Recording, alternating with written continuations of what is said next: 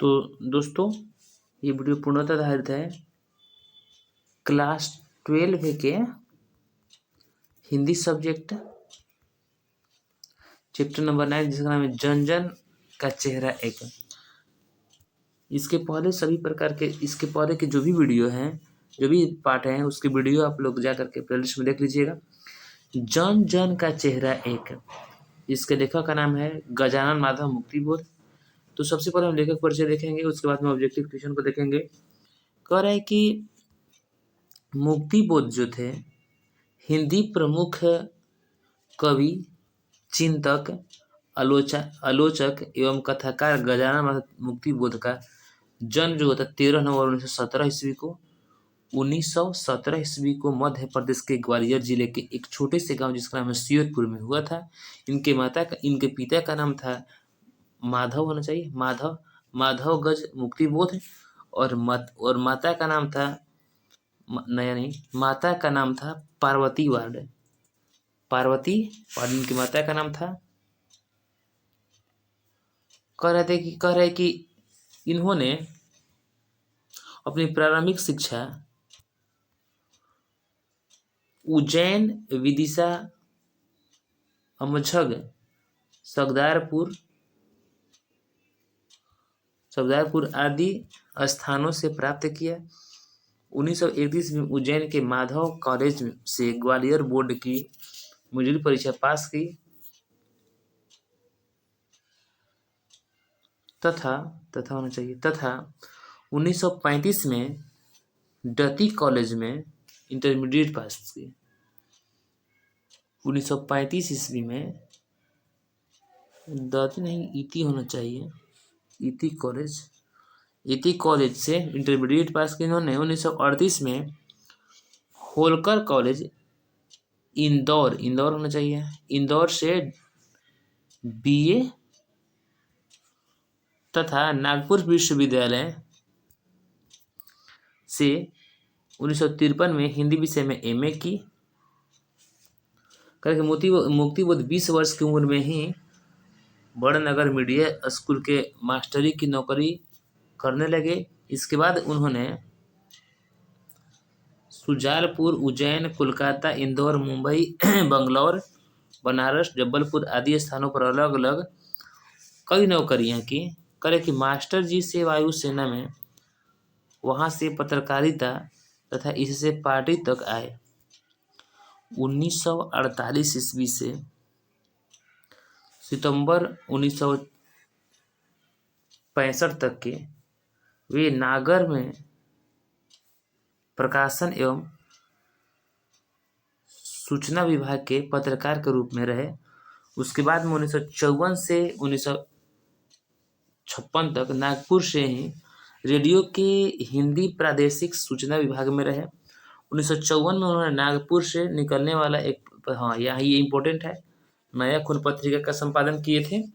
1958 ईस्वी में नया खून से मुक्त होकर वे दिग्विजय महाविद्यालय राजनांदगांव में प्रधानाचार्य से वो क्वेश्चन आएगा। करे कि 11 सितंबर 1964 में इनकी देहांत हो गई थी। ऑब्जेक्टिव यहाँ से रहेगा।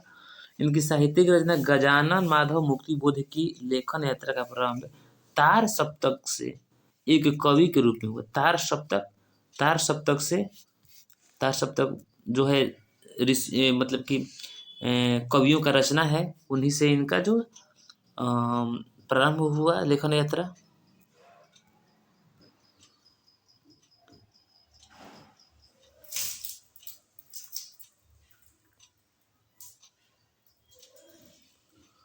करे कि कविता संग्रह चांद का मुंह टेढ़ा है, भूरी भूरी खाक धूल, ये इनकी काव्य संग्रह है जिससे क्वेश्चन आएगा। इनकी इतिहास है भारत इतिहास और संस्कृति।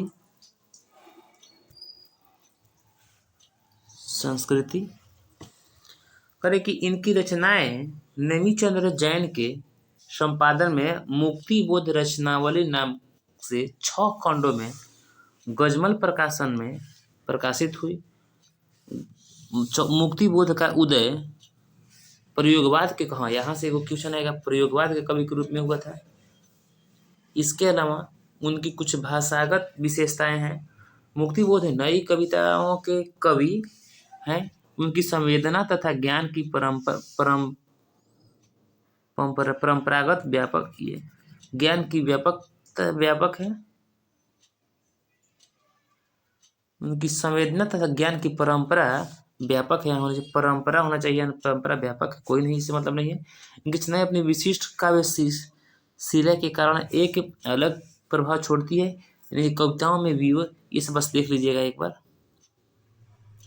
इससे प्रश्न आता नहीं है। हाँ, ये पाठ की जो बातें हैं इसको देखेंगे। प्रस्तुत कविता जन जन का चेहरा एक मुक्तिबोध के आरंभिक दौर की कविता है, जो कथ्य तथा संप्रेषण को दृष्टि से सुगम और कम जटिल है। इस कविता में कवि ने पीड़ित और संघर्षशील जनता को अपने मानवीय अधिकारों के लिए संघर्षरत का चित्रण किया है। यह जनता विश्व के तमाम देशों में अपने कर्म और श्रम,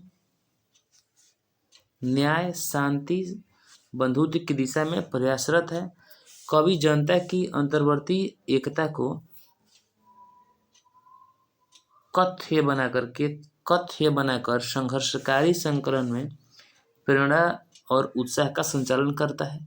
तो ये रहा मेरा लेखक परिचय। अब हम देखेंगे प्रमुख ऑब्जेक्टिव क्वेश्चन को। दोस्तों, लेखक परिचय का एक सभी मतलब कि जितने भी गद्य खंड है उसके और पद्य खंड है उसके सभी के लेखक परिचय का एक मास्टर वीडियो आपको जाएगा, तथा गद्य के सभी ऑब्जेक्टिव का अलग वीडियो रहेगा और पद्य के सभी ऑब्जेक्टिव का अलग वीडियो रहेगा। इसको यदि आप लोगों को ये सब चाहिए तो चैनल को सब्सक्राइब कर लीजिएगा ताकि आप लोग को समय पर मिल जाए। तो चलते हैं अब ऑब्जेक्टिव क्वेश्चन की ओर। तो दोस्तों, ये है चैप्टर नंबर 9 जो कि क्लास 12 के हैं, हिंदी सब्जेक्ट के। कि इसका नाम है जन जन का चेहरा एक। जन जन का चेहरा एक। इसके लेखक का नाम है गजानन माधव मुक्तिबोध। गजानन माधव मुक्तिबोध। इनका जन्म जो हुआ था 1917 ईस्वी को हुआ था। 13 नवंबर 1917 ईस्वी को 1917 ईस्वी को हुआ था 13 नवंबर। इनका जन्म कहाँ हुआ था? तो मध्य प्रदेश में, एमपी मध्य प्रदेश के ग्वालियर जिले के श्योरपुर गांव में। ग्वालियर जिला, ये जन्म स्थान से जन्म कब हुआ था इससे, ग्वालियर के श्योरपुर इससे, और माता पिता से एकदम क्वेश्चन आता है। पिता का नाम था माधव राज मुक्तिबोध, माधव राज मुक्तिबोध, और माता का नाम था पार्वती बाई। बाकी इनकी जो रचनाएं हैं आप लोग लेखक परिचय में जाकर के देख लीजिएगा।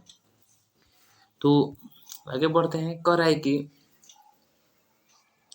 मुक्तिबोध का पूरा नाम क्या है?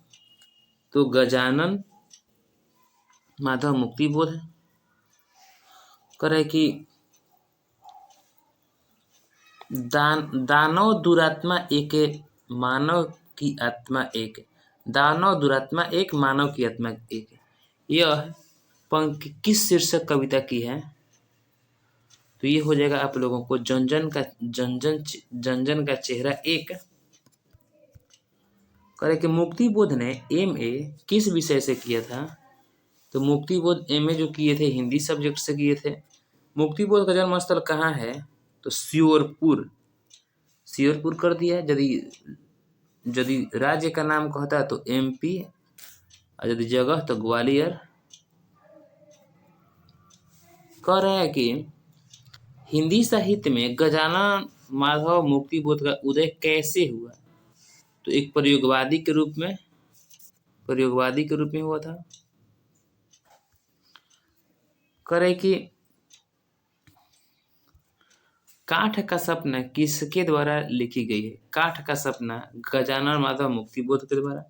जन जन का चेहरा एक शीर्षक कविता किसकी रचना है? तो मुक्ति बोध का है गजानन माधव मुक्ति बोध का। गजानन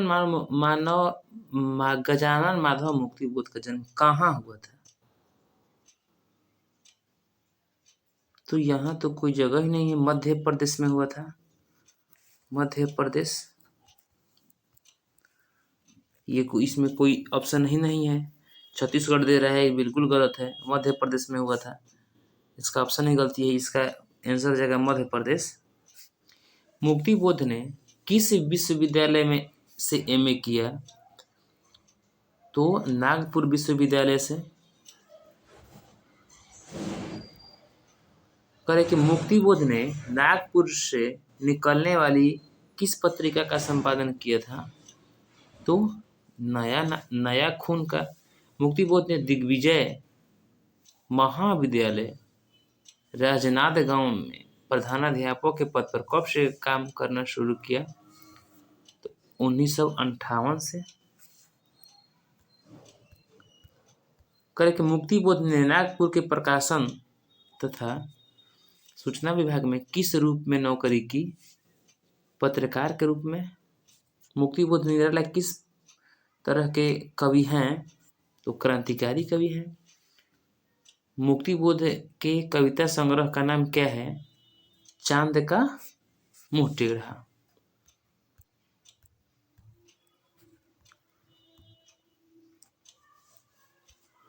नील नदी अमेजन मिसौरी में वेदना से गाती हुई बहती नहाती हुई जिंदगी की धारा एक।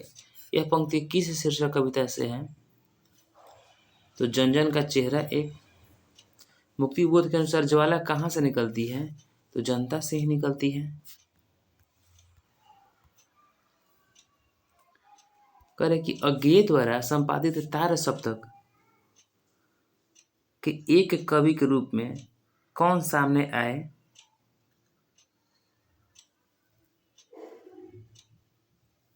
तो कौन सामने आए? तो मुक्ति बोध आए। गजानन माधव मुक्ति बोध अपने रचनात्मक जीवन में किन दो प्रधान वैश्विक विचारधाराओं के संसर्ग में आए? तो अस्तित्ववाद एवं मार्क्सवाद के।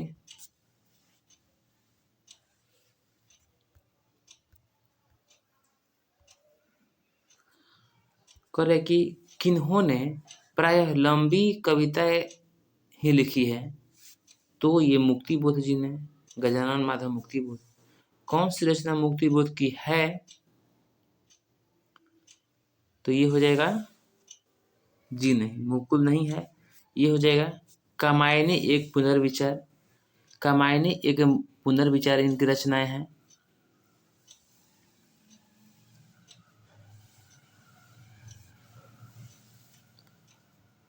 मुकुल इनकी रचनाएं नहीं है, ये गलती आंसर दिया है। कह रहे कि एक साहित्य की शायरी किसकी रचना है? मुक्ति बोध की। एक साहित्य की शायरी मुक्ति बोध की रचना है। मुक्ति बोध के पिता का नाम क्या था? तो मुक्ति बोध के पिता का नाम था माधवराज मुक्ति बोध। कौन सी रचना मुक्ति बोध की है? तो चांद का मुंह टेढ़ा। करे कि कौन सी रचना मुक्ति बोध की नहीं है? तो बिहारी पुनर्मूल्यांकन। मुक्ति बोध किस सप्तक के कवि थे? तो तार सप्तक के कवि थे। गजानन माधव मुक्ति बोध का जन्म कब हुआ था? तो इनका जन्म हुआ था 13 नवंबर 1917 को।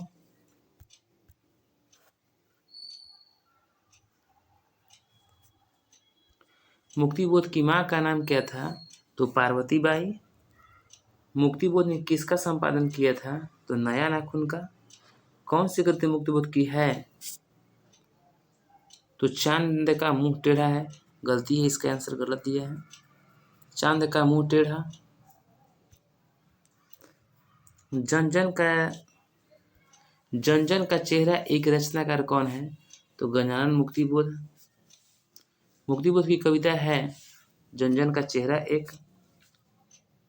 नए साहित्य का सौंदर्य शास्त्र के लेखक कौन है? तो मुक्ति बोध जी। कामायनी एक पुनर्विचार के रचयिता कौन है? कामायनी एक पुनर्विचार के रचयिता कौन है?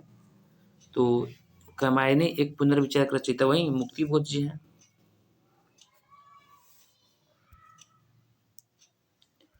मुक्तिबोध जी। ये रहा इस पाठ 9 के लास्ट क्वेश्चन। तो दोस्तों यदि आप लोगों को वीडियो अच्छा लगा होगा तो चैनल को सब्सक्राइब कर लीजिएगा, वीडियो को लाइक कर लीजिएगा तथा अपने दोस्तों के बीच शेयर कर लीजिएगा। धन्यवाद।